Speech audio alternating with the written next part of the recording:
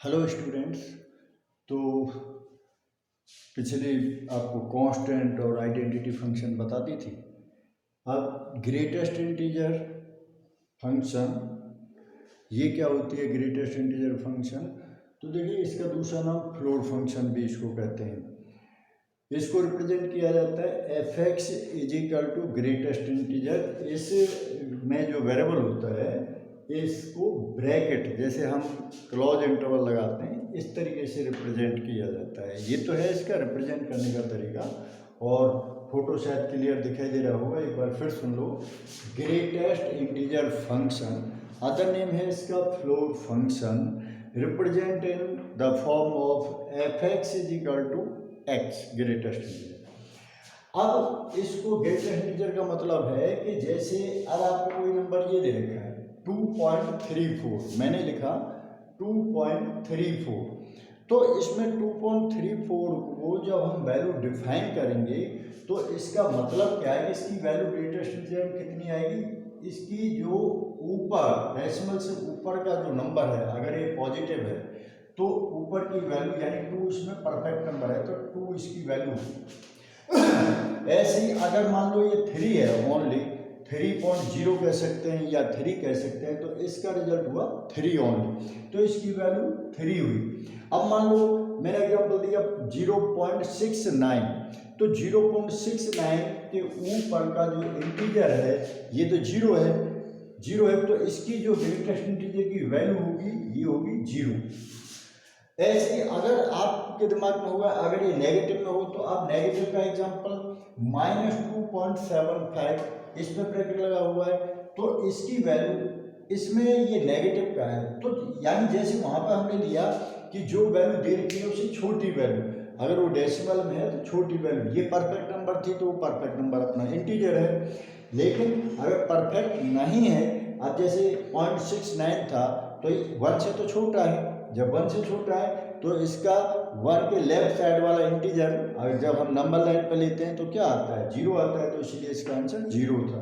अब जैसे माइनस में है तो -2.75 इज इक्वल टू -3 लेंगे, क्यों कि -2 से छोटी वैल्यू, क्यों हम लेफ्ट साइड की तरफ चलते हैं, इंटीजर के अंदर हम लेफ्ट साइड की तरफ चलते हैं। जब नंबर लाइन पर अगर हम लें तो ये जैसे नंबर लाइन मैंने बना दी, तो यहाँ अगर 0 है, ये 1 2, तो इसकी लेफ्ट साइड में चलते जाइए और -1 -2 लेफ्ट साइड की वैल्यू को हम लेते चले जाते हैं। अच्छा, अब क्वेश्चन आता है कि इसको रिप्रेजेंट कैसे करते हैं। तो देखिए, जैसे मान लो अगर 1 वैल्यू आई तो 1 हमारा यहाँ पर रहेगा 1 और इसको ऐसे करके एरो करके दिखा देते हैं। फिर 2, तो 2 ये है, इधर 1 की सीध में इसमें यहाँ पर लेंगे और इसको ऐसे करके हम दिखा देते हैं। अगर ये है 3, तो 3 की सीध में आगे आए और इधर y पर 2, तो यानी इधर का नंबर एक कम रहता है और इसको हम इस तरीके से दिखा देते हैं, ये इस टाइप से। ये अब नेगेटिव में जाते हैं तो नेगेटिव में इस तरीके से चलता है। अब यहाँ पर ये -1, तो यहाँ पर ये इस तरीके से ये ऐसे करके दिखाते हैं। -2, तो ये फिर एक स्टेप पीछे को हटा, यहाँ पर ये -2 इधर आ रहा है तो ये इधर की तरफ हटेगा ऐसे करके। तो ये इस तरीके से हम इनको ग्राफ में रिप्रेजेंट करते हैं। वैसे ये क्वेश्चन ज़्यादातर इसमें क्या पूछा जाता है, एग्जाम्पल पूछे जाते हैं, और यानी कंपटीशन के अंदर, तो इनको हम जब कंपटीशन क्वेश्चन आते हैं तो रिवर्स फॉर्म में इनका सॉल्यूशन किया जाता है। जो क्वेश्चन दे रखा होता है उसको हमें टैली करना होता है जो भी उसमें पूछा गया है। ये हमारे बोर्ड के एग्जाम में बहुत कम आते हैं, कंपटीशन में ज़्यादा आते हैं।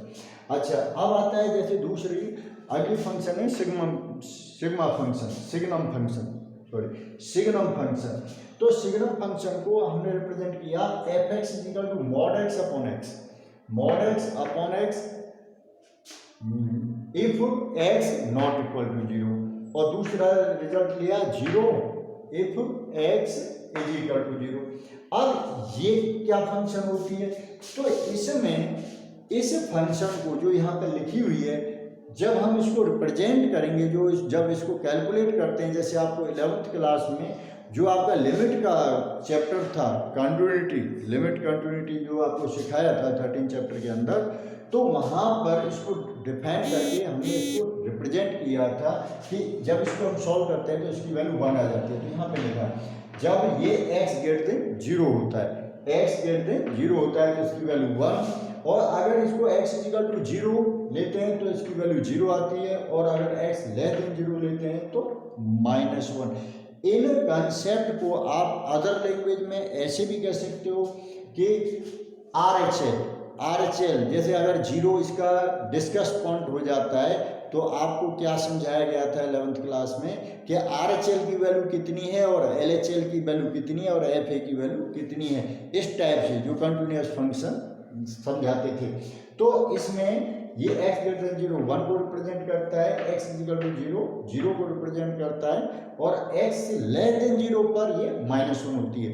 अब इसमें जब हम ग्राफ लेते हैं तो इसका ग्राफ अब जैसे 1 है तो वहाँ पर जो आप ग्रेटेस्ट इंटीजर के अंदर देख रहे थे वो ग्राफ अलग टाइप से था। अब इसमें देखिए इसका जो ग्राफ होता है जैसे 1, तो यहाँ पर कंसेप्ट जो डिस्कस पॉइंट होता है इस पर फिर आगे हम 1 और 0, तो इसको हम कैसे लिखते हैं यहाँ पर 0 1, तो 0 1 तो ये y का कोऑर्डिनेट आया, तो यहाँ ये ओरिजिन है, ये वाला पॉइंट हमारा क्या है ओरिजिन है, तो इसको 1 ऊपर गए और ऐसे करके लाइन एक्स के पैरेलल ड्रॉ कर दी। अब दूसरी वैल्यू है इसकी 0 -1, तो -1 पर जाते हैं और इसको ऐसे एक्स के पैरेलल ड्रॉ कर देते हैं। अब क्वेश्चन क्या होता है कि ये जो सिग्नम फंक्शन होती हैं ना ही तो, अब जैसे जनरली अगर किसी को बताना हो कि आपसे कोई पूछता है कि होती क्या है, तो आप आंसर ऐसे भी दे सकते हो कि जो फंक्शन हमारी ना ही तो 1 1 होती है और ना ही ऑन 2 होती है, वो ये सिग्नम फंक्शन होती हैं। अब क्योंकि आप जैसे आपसे पूछने लगे इसका ये क्यों नहीं है 1 1 और ऑन 2, अब क्वेश्चन ये आ गया। तो इसमें जो इसका डोमेन होता है, डोमेन है इस टाइप, ये जो फंक्शन लिखी हुई है आपके सामने, इसका डोमेन है R, और जो इसकी रेंज है ये वाली, ये जो अभी मैंने दिखाई -1 0 और 1, ये इसकी रेंज है -1 0 1, और इसका डोमेन क्या है R का मतलब है कोई भी वैल्यू हो सकती है। जब कोई भी वैल्यू हो सकती है तो जैसे आपको मैपिंग रिलेशन मैंने दिखाए थे, तो इधर से और राइट साइड की तरफ जब हम रिजल्ट को रिप्रेजेंट करते हैं इस तरीके से जैसे दिखाते हैं ये मैपिंग में, कि डोमेन वाला पार्ट हमारा ये होता है और ये होता है रेंज वाला पार्ट। तो इसमें यानी उसने क्या कहा कि डोमेन में रियल है, तो यानी बहुत सारे पॉइंट हैं, तो बहुत सारे पॉइंट हैं, और इनमें जो हमारी ये एलिमेंट हैं यानी रेंज वाले केवल 3 हैं, तो इन सभी की इमेज इनके साथ है, तो यानी ना तो ये 1 1 हो सकती है और ना ऑन 2 हो सकती है।